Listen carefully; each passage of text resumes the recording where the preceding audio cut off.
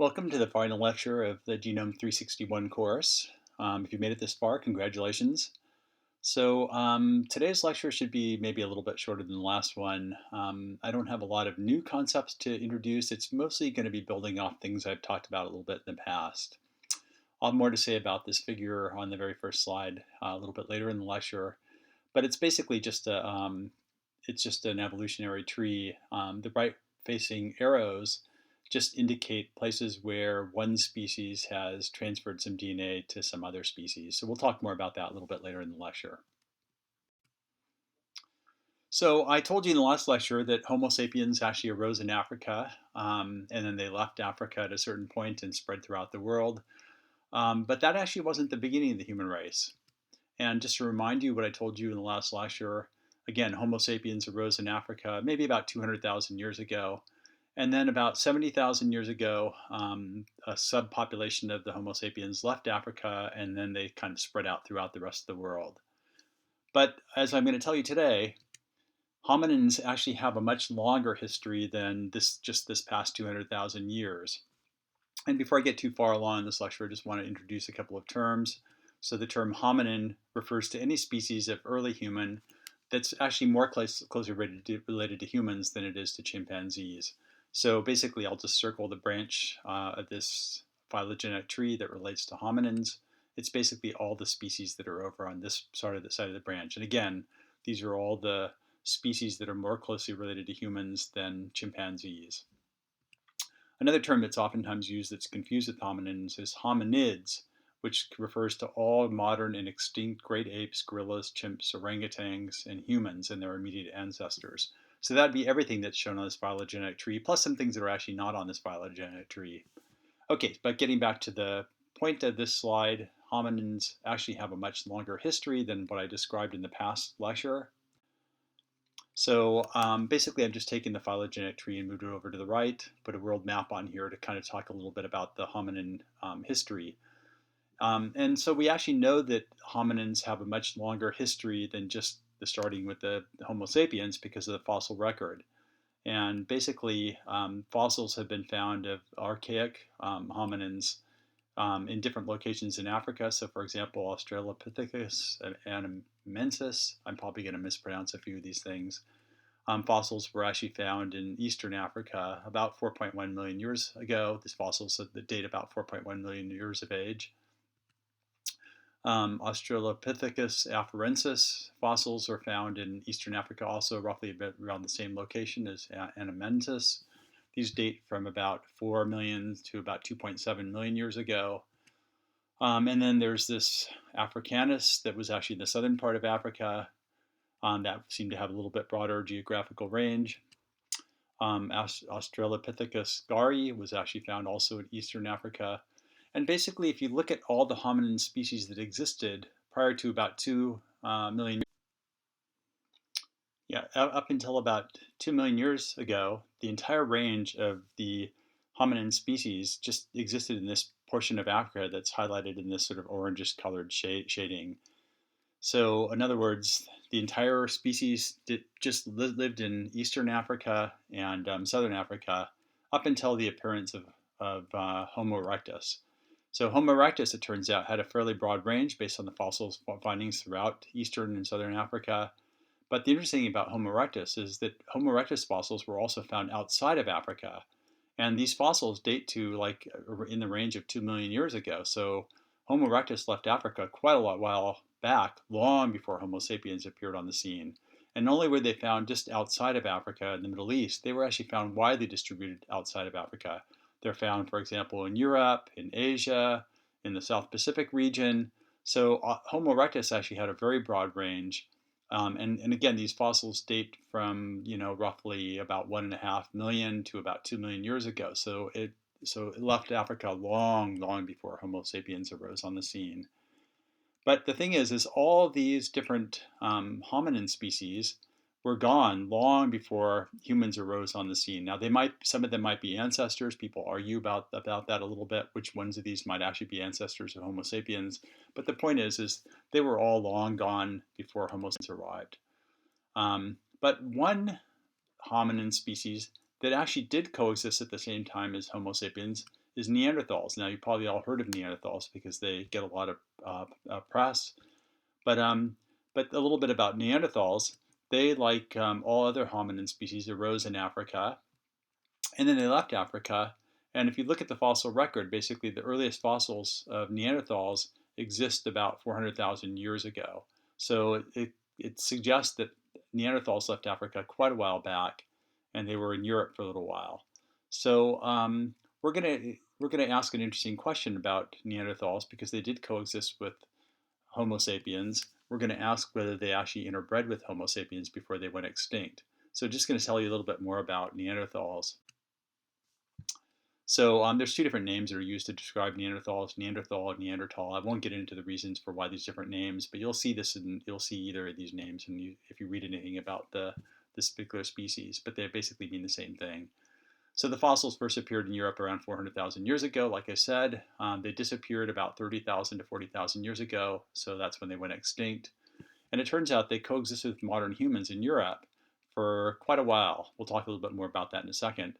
There's no evidence that they actually cohabitated together, but that doesn't rule out the possibility that they might have intermated with Homo sapiens. We'll get to that also. They have sort of a low, flat, elongated skull. They have protruding faces. They have a barrel-shaped rib cages. I'll show that on the next slide a little bit better.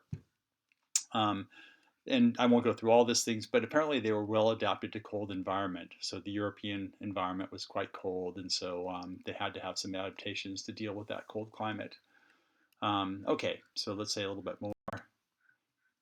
So these are skeletons of a modern human. This is a fossil reconstruction of fossils from various Neanderthals of what their skeletons looked like. And you can kind of see that the Neanderthals are sort of shorter and squatter. They were very powerfully built. Apparently, they were well adapted to cold climates, as I mentioned on the previous slide. So these are just a few features that distinguish them. So they were, anatomically, they were, reasonably different from modern humans.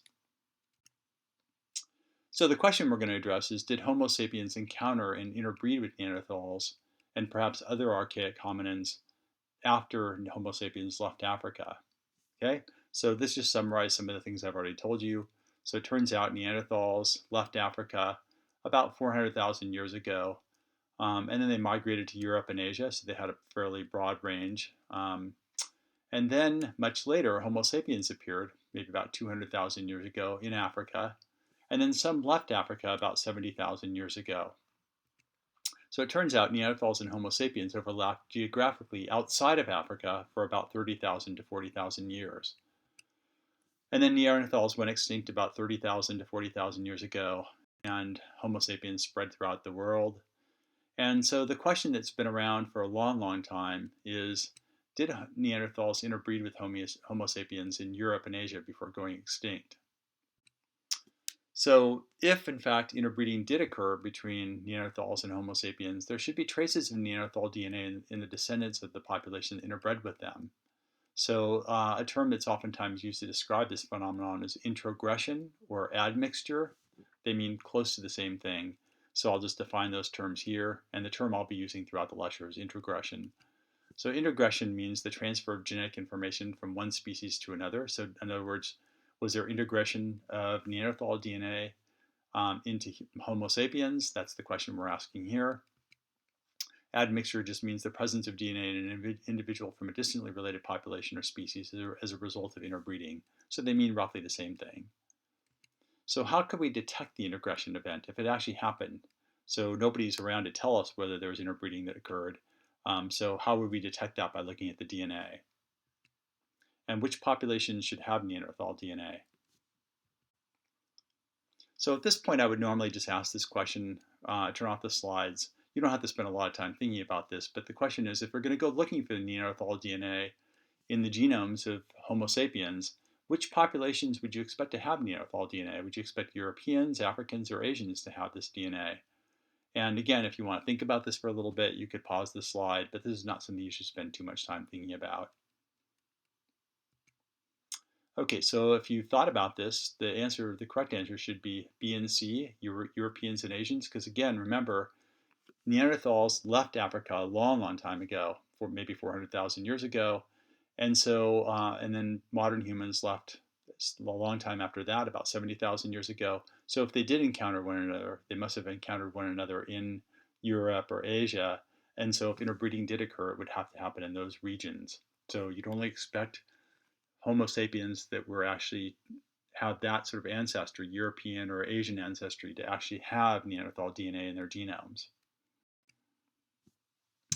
So people have actually tried to answer this question. It wasn't possible to answer this question before the advent of next generation sequencing approaches. But now that we have these next generation sequencing approaches, we can look at the genomes and we can look for evidence of introgression.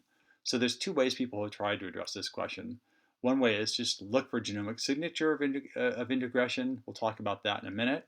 And then the other way tried to look for this is to look for Neanderthal DNA sequences in the Homo sapiens genome. So we'll talk about the first one first, looking for genomic signatures of introgression. And I'll set this up by asking you guys a question.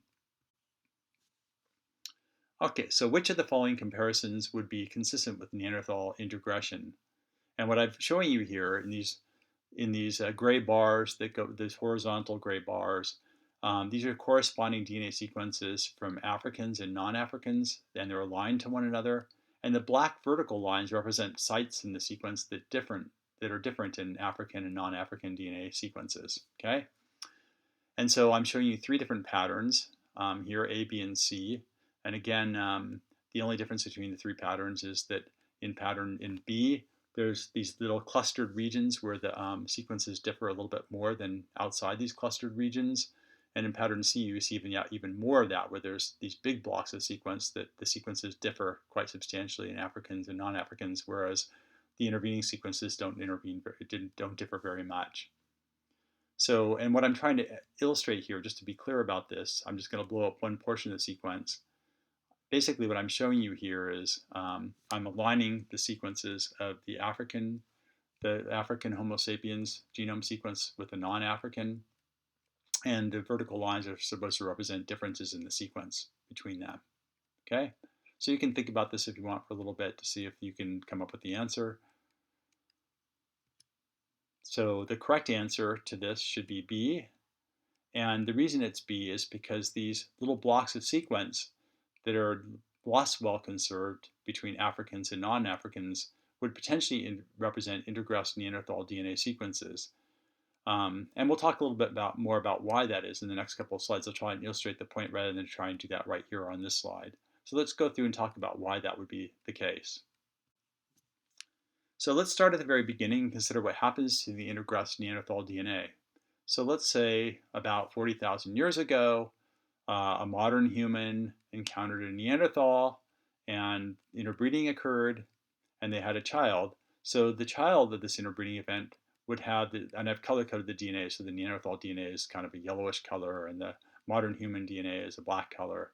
So when the child is born, half of the genome of that child is going to be Neanderthal DNA and half is going to be Homo sapiens DNA. And so if it turns out, if interbreeding did occur, then basically the offspring of this interbreeding event must have been raised primarily by modern humans, because ultimately Neanderthals went extinct. So it's thought that if this happened and there's going to be traces of this in our genome, the child must have been raised by modern humans. And if the interbreeding event happened, that child would likely also have offspring with other modern humans. So let's say here's the first generation, half the genome of this child is Neanderthal, half's modern humans. And then the next generation, when this child grows up, they have children, the offspring that they have are going to have genomes that look sort of like this, where basically the Neanderthal haplotype blocks are now quite a bit smaller, and basically the amount of DNA that corresponds to the Neanderthal genome is less actually than Homo sapiens. And so you're going to go through repeated rounds of this now, multiple generations, where breeding is just going to occur within the modern human population. Maybe occasionally a Neanderthal slips in there, but for the most part, it's just going to be breeding between these hybrid offspring that have some Neanderthal DNA and just modern humans. So if you repeat this whole process and go many, many generations, basically what ends up happening is you end up with chromosomes look like this, where the Neanderthal sequence blocks become very, very small, and the amount of Neanderthal DNA is dwarfed by the amount of DNA that's actually Homo sapiens DNA. So that's kind of summarizing what this statement says here. The Neanderthal haplotype blocks become progressively smaller, and they're dwarfed by Homo sapiens DNA sequences. So this is not too different from something I talked to you about a little bit earlier in the course. I think it was lecture 12, where I sort of said, that homologous chromosomes, when they mix, recombination breaks up the haplotype blocks into smaller and smaller segments. And I gave you sort of a rough breakdown of the haplotype block size based on how many generations back you go. And it turns out Neanderthals fall about here, where you would expect, based on the time that this interbreeding event might have taken place, the Neanderthal haplotype blocks would be expected to be on average about 50,000 base pairs in length. Okay? I'm going to now blow up a couple of these homologous chromosomes to make my points a little bit more clearly. Okay, so I'm just going to get rid of most of what's on this slide. And these pair of homologous chromosomes here, I'm just going to blow them up, moving them to the top of the page. And I'm just going to increase the size so I can make a couple of points. So we'll just look at two different portions of these homologous chromosomes. So let's say the Homo sapiens sequences between these homologous chromosomes. If you compare any two homologous chromosomes, they'll be very similar in Africans and non-Africans because these two groups split apart very recently. So only a subpopulation of Homo sapiens left Africa, but that happened about 70,000 years ago. So the two groups, the African part of the Homo sapiens species and the non-Africans split apart around 70,000 years ago. So that's fairly recently. However, these yellow blocks of Neanderthal sequences that have introgressed into the Homo sapiens genome, they're going to have a lot less similarity to the African genome because Neanderthals diverged from Homo sapiens much longer ago. We'll talk about that, they estimate the divergence time a little bit, but it was much longer ago than 70,000 years. So the Neanderthal sequence had a lot more time to diverge in its sequence from Homo sapiens. So if you compared these Neanderthal sequences to African DNA, you can find a lot more differences between this and African DNA than if you compared, for example, a sequence of the Homo sapiens DNA from non-Africans and Africans. Okay? All right, so using this approach, and I'm not going to go through this, when people actually made this sort of comparison where they compared the sequences of non-Africans and Africans to one another, they actually found these blocks of sequences that were of the appropriate size that seemed to be less well conserved between Africans and non-Africans than most of the genomic sequence. So, and this analysis indicated that about 3 to 8% of the genome of non-Africans has introgressed DNA. Okay, so this is evidence that Neanderthals and Homo sapiens might have interbred, and that this introgressed DNA came from Neanderthals. Now, this is not proof that it came from Neanderthals because the problem is these are just regions of the genomes that don't match as well in Africans and non-Africans than most of the genome. So it could be a DNA that came in from Neanderthals, but it could be from some other archaic hominin species that existed at some point, or there could be some other artifactual reason why it looked this way. Okay. So the other approach that people have taken is to look for Neanderthal DNA sequences in the Homo sapiens genome. So now in this case, they're actually looking for sequences that match the Neanderthal DNA sequences exactly, okay? So this is an even better way to detect integration between modern humans and Neanderthals. And again, the idea here is you're looking for haplotype blocks where the sequences match better in non-Africans and Neanderthals than in Africans. So let's say we have 3 sequences aligned to one another now. The top sequence is the DNA sequence from an African. The middle sequence is from a non-African, say an Asian or a European. And the last sequence is from a Neanderthal. And so what you'd be looking for here is you'd be looking for sequence blocks where the sequences match better between non-Africans and Neanderthals than between non-Africans and Africans. And these haplotype blocks you'd expect to be on average about 50,000 base pairs, because that's basically about the size of the haplotype blocks given the length of time that's gone by since this interbreeding event might have occurred. And again, this is just because of what I told you earlier in the course, which is these haplotype blocks get smaller and smaller as a result of recombination. You can roughly estimate their size based on how many generations back the interbreeding event might have taken place based on that approach. Now, This seems like a very straightforward approach, right? But it does actually have a very tiny problem. So it turns out, as I've already told you, Neanderthals have been extinct for 30 to 40,000 years. So we got a little bit of a problem. There's no Neanderthals out there walking around that are going to donate their DNA to us, right? But it turns out there is a solution to this problem. And the solution to this problem is that people have developed techniques for obtaining small amounts of DNA from fossils. And so this is one of the caves from which the three first Neanderthal fossils that were subject to sequencing were obtained from. These caves are in, I believe it's Vindia. I'm not sure how you pronounce that exactly, but it's in Croatia. And there were three different Neanderthal fossils that were obtained from in this cave, and they were subject to sequencing. And the person who's been doing a lot of this work and did this initial work is Svante Pääbo, and he has a lab in Germany. Um, and basically what they did is they developed methods for extracting small amounts of DNA from these fossils. So this is a subject that's really super interesting. I wish I had more time to talk about this sequencing of fossil DNA, but I only have enough time to give you the highlights of this. But essentially what he did is they took three different fossils. They are Neanderthal fossils from this cave. They basically crushed up the fossils and they extracted a little tiny bit of DNA, and then they subjected it to next generation sequencing. And when they did that, the breakdown of the results are shown on the next slide. What they found was they've got 254,000, almost 255,000 unique sequences from the Neanderthal extract. And a big chunk of the sequences, when they searched the database to find out what the sequence derived from, a big chunk of the sequence didn't match anything in the database. They were probably soil microbes that hadn't been characterized, and nobody really knows what they are. And then a lot of the remaining ones just turn out to be bacteria, known bacterial species, and only a small fraction of them actually matched the primate sequence, about 15,700, or 6.2% of the sequences they obtained. And it turns out of these, even some of this was contaminated by Homo sapiens DNA because many people had handled the fossils and they'd gotten their DNA on the fossils. Only a small subset of this turned out to be Neanderthal DNA. So in these fossils, almost all the Neanderthal sequences had degraded. But by refining their methods and using a lot of tricks that I don't have time to talk about in this course, unfortunately, which I would like to be able to talk about, they were ultimately able to obtain about 30% of the Neanderthal DNA sequence from these fossils. So that took a lot of work, and there really is very, very little DNA.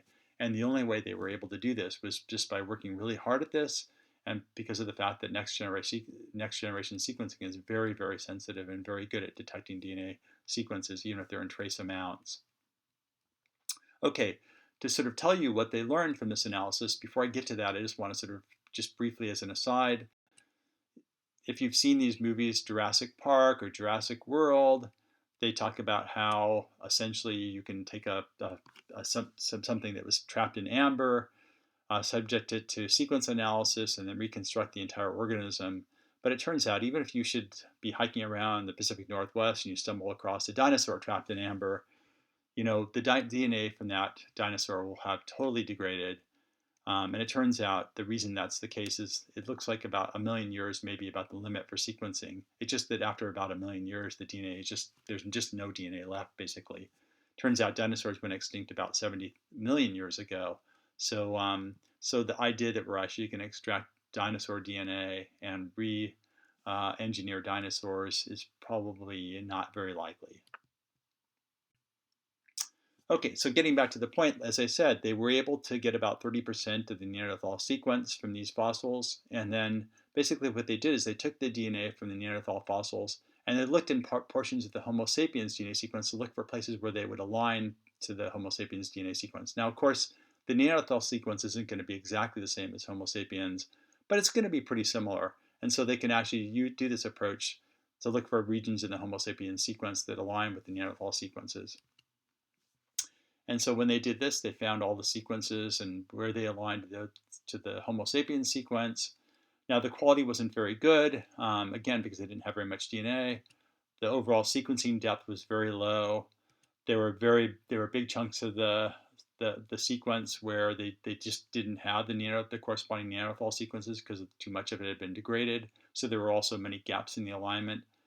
But ultimately, they were able to obtain enough sequence that they could make some comparisons between the Neanderthal sequence and the Homo sapiens sequence, and they could answer this question that we were setting out to answer.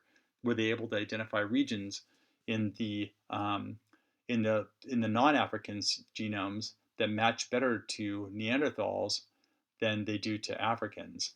And it turns out the genomes of non-Africans were found to harbor Neanderthal DNA sequences. There are regions in the non-African Homo sapiens genome that match better to Neanderthal sequences than they did to the African Homo sapiens sequences. So that was pretty solid proof that, in fact, Neanderthals and Homo sapiens interbred in Europe or Asia, and the interbreeding event might have happened several times. It might not just be one single event. In fact, the indications are that it happened multiple times.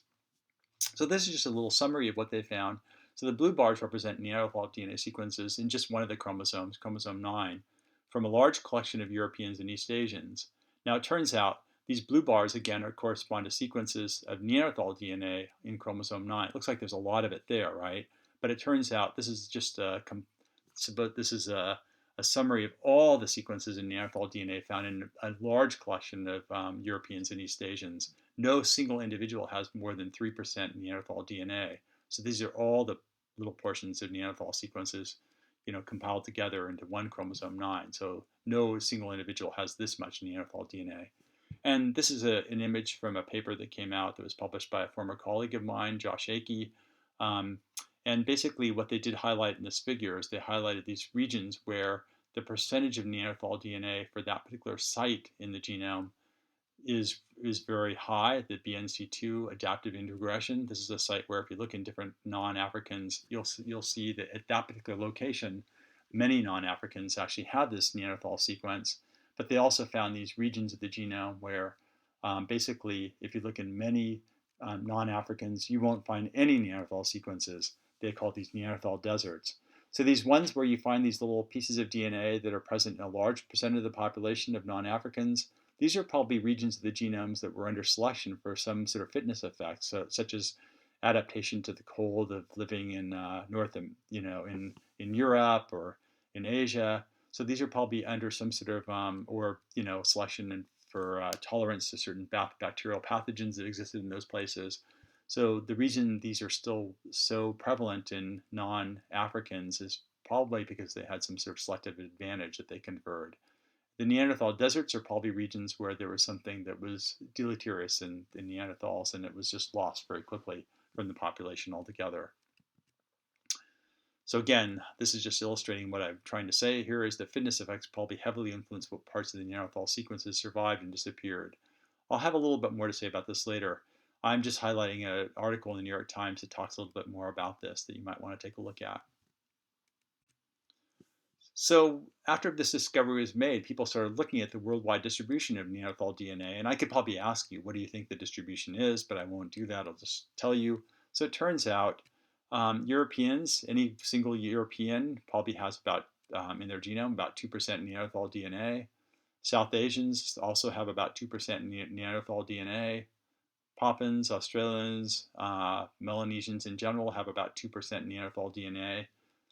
And then it turns out East Asians have about 3% Neanderthal DNA.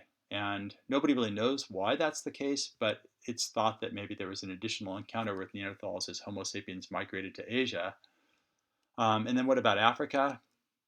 West Africans have 0% Neanderthal DNA. That's exactly what you'd expect because, again, if this interbreeding happened, it must have happened in outside of Africa because that was the range of Neanderthals.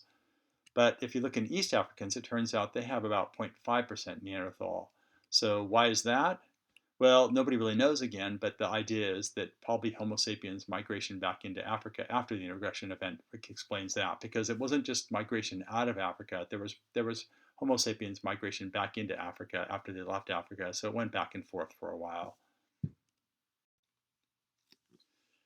Okay, now we're going to do something that I alluded to earlier in this lecture, and what we're going to do is we're going to use the Neanderthal sequences to estimate the time since the last common ancestor of Neanderthals and Homo sapiens. What I'm showing you here on this slide is I'm showing you an alignment of the chimp sequences, the Neanderthal sequences, and the human sequences, And I'm going to look for differences between these sequences, and I'm going to put them into 3 different categories. So type 1 differences are going to be sequences the same in Neanderthals and humans, but different in chimps.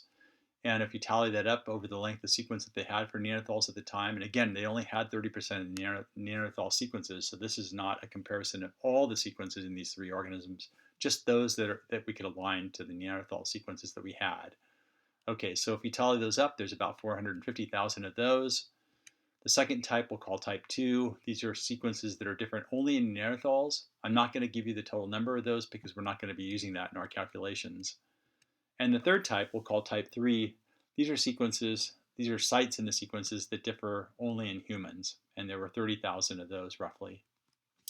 Okay, before I go on, I just want to sort of clarify a couple of things that tend to cause confusion in the past when I've given this lecture.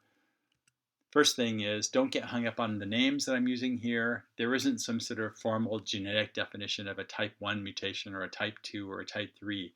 These are just my way of categorizing these 3 different types of mutations.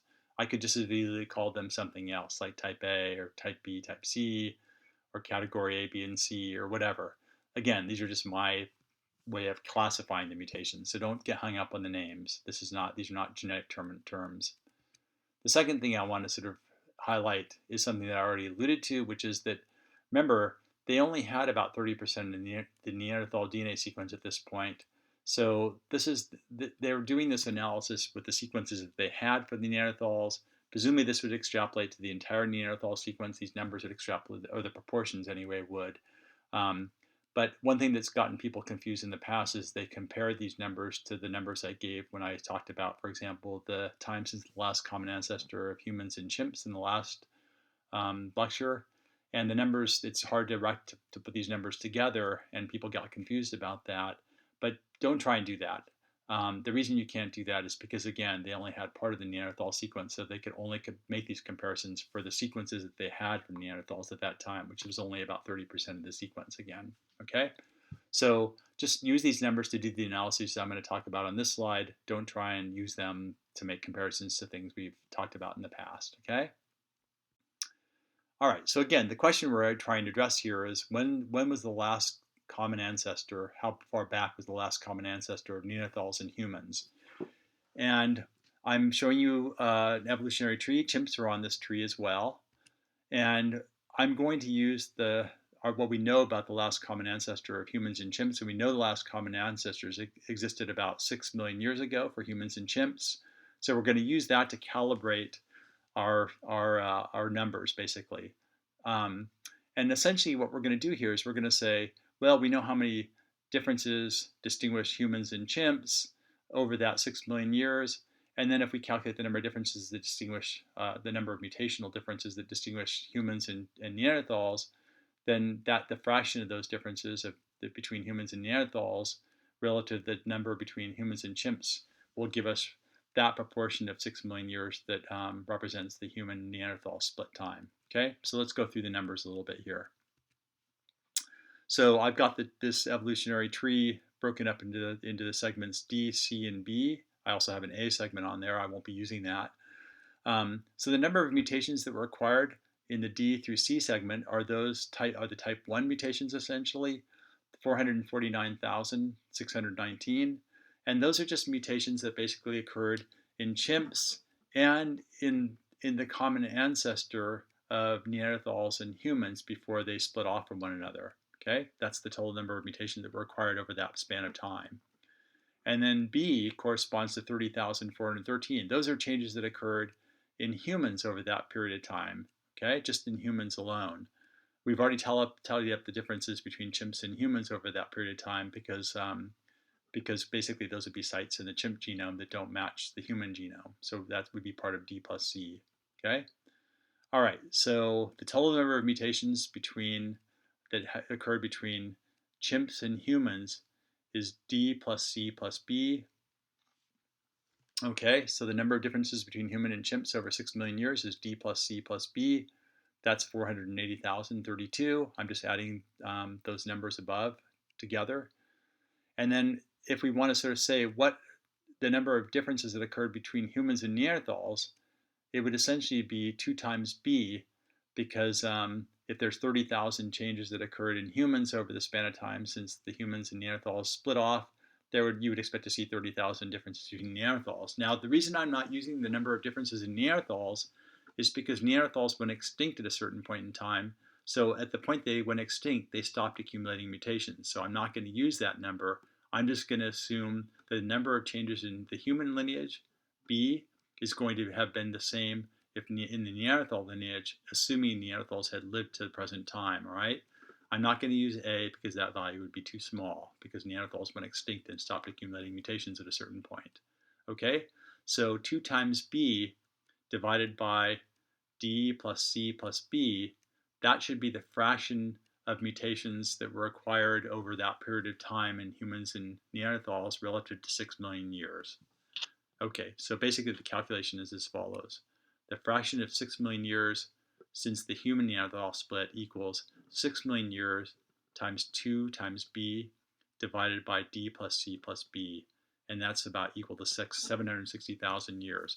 So again, essentially I'm just using the length of time since the human chimp split, 6 million years, and the fraction of mutations that were required by humans and Neanderthals since they split off from their common ancestors, the fraction of those mutations relative to the human and chimp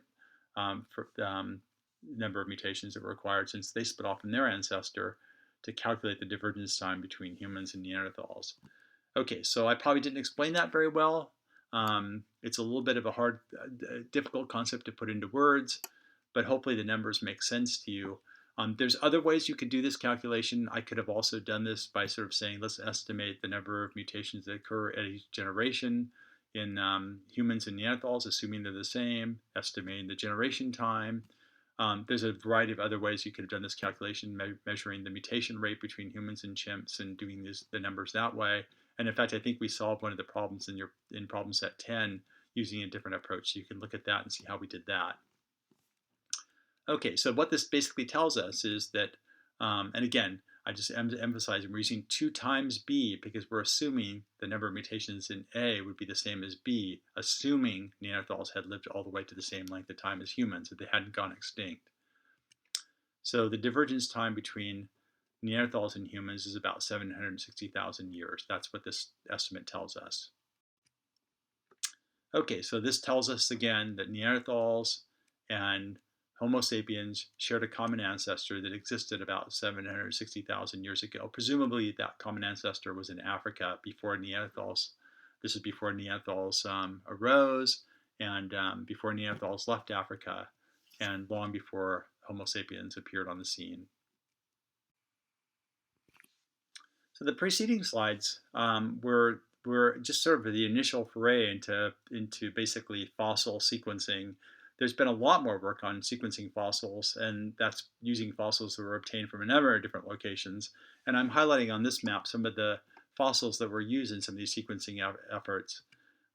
So for example, the fossils found here were finger bone from a Denisovan, a species that really just isn't well characterized at all, that existed about 40,000 years ago.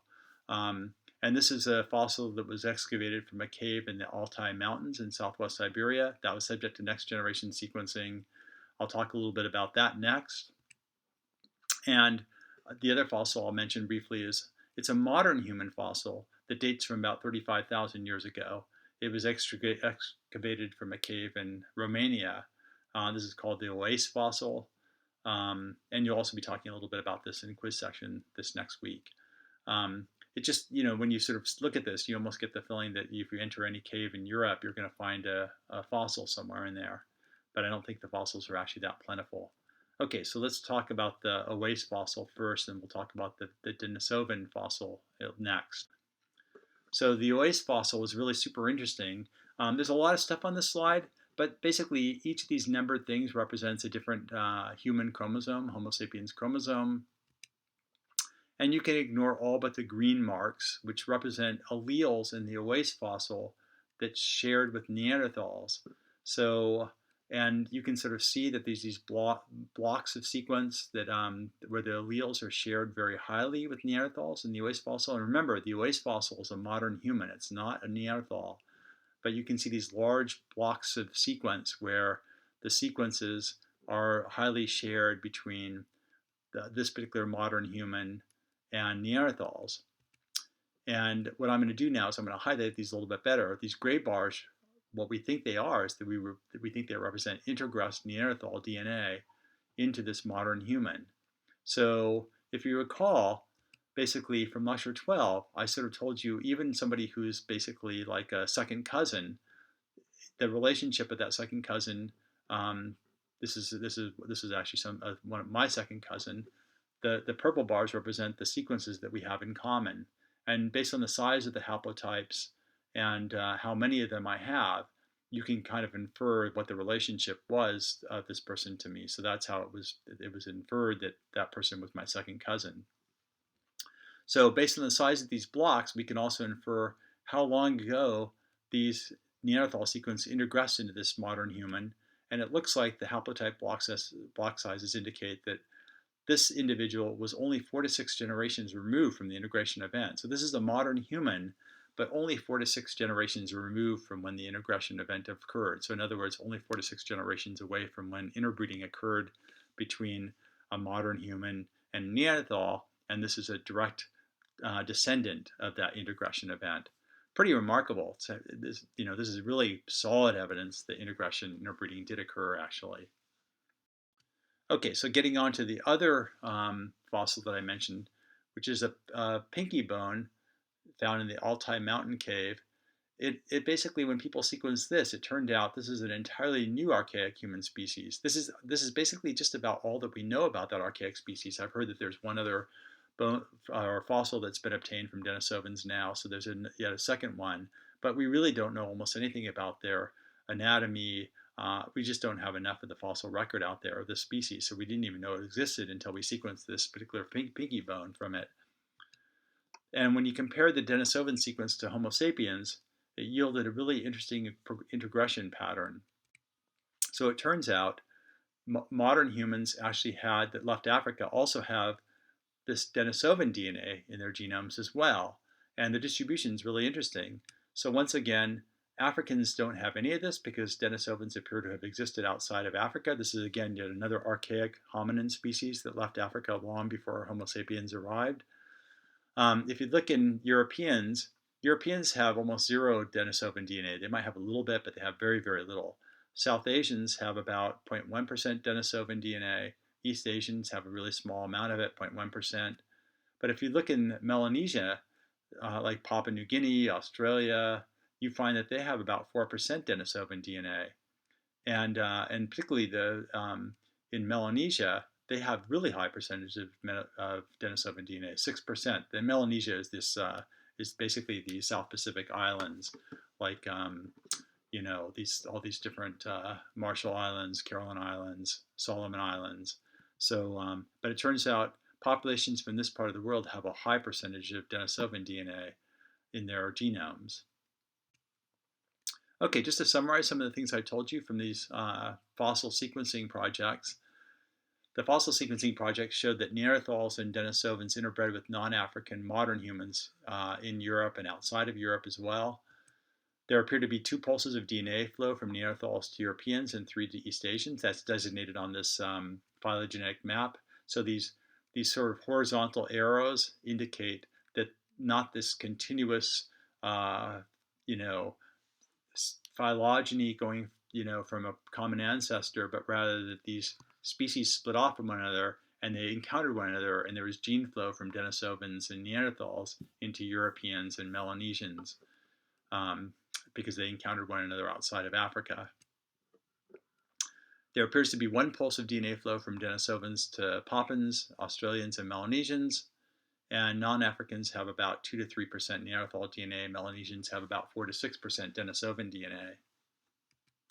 So an interesting point here that I'm going to make is that we know that Neanderthals are extinct. They've been extinct for a long time. But the interesting thing about that is that even though they're extinct, about 35% of their genome sequences still exist in modern humans. It's just spread out between different individuals. No one individual has more than about 2 to 3% Neanderthal DNA.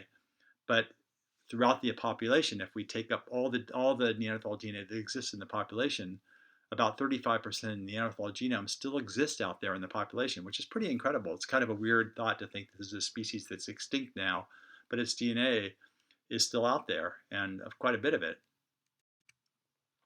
Okay, and also just to be clear about a few things before you walk out the door, I just want to make absolutely certain that you understand that Africans and non-Africans have the same genes, but about 2 to 6% of the genome of non-Africans have alleles of these genes that derive from Neanderthals and are Denisovans.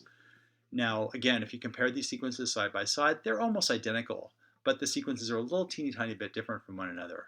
So that's really all I'm saying. It's not like non-Africans have genes that Africans don't have. That's not what I'm saying at all. We have the same genes. It's just that non-Africans have alleles of these genes that look more like Neanderthals. So they're slightly different than the alleles that Africans have. And it turns out small populations like Neanderthals and Denisovans tend to accumulate deleterious mutations. I didn't talk about this. So selection probably accounts for elimination of much of these genomes from modern human genome. So when you have very small populations, you can start to accumulate deleterious mutations. So when the interbreeding event happened, probably a lot of the sequences that came from Neanderthals and Denisovans were deleterious, and they were eliminated very quickly from the genome. So that's why there's these big chunks that are missing from the modern human genome. There were probably some advantageous alleles for survival in Europe, Asia, and Melanesia that accounts for retention of parts of the Neanderthal and Denisovan genomes in modern humans. Probably these regions that account for increased survival in non-Africans in these regions are things like adaptations to cold or adaptations to the sort of pathogens that existed in those regions that made them more tolerant to those pathogens, things like that. And lastly, I just want to sort of leave you with some suggested reading on the subject if you're really interested in this topic. I find this topic personally really interesting. I don't work on this in my lab, but I just think this is one of the biggest developments that's occurred. It's a question that's been people have been asking for a long time, and now we have answers to this question. So there's a review paper from Vadahill and Aki that's pretty good. It's pretty short. There's a really nice YouTube lecture by Svante Pabo, who's done a lot of this work from Neanderthal sequencing. He's also a very good speaker, and he's kind of an entertaining speaker as well, so I'd strongly suggest that. And then there's a bunch of books on Neanderthals, a book that Svante Pabo wrote, a really highly recommended book from David Reich, who does a lot of population genetics and analysis of the DNA sequences that are obtained by the individual labs that obtain these fossil DNA sequences.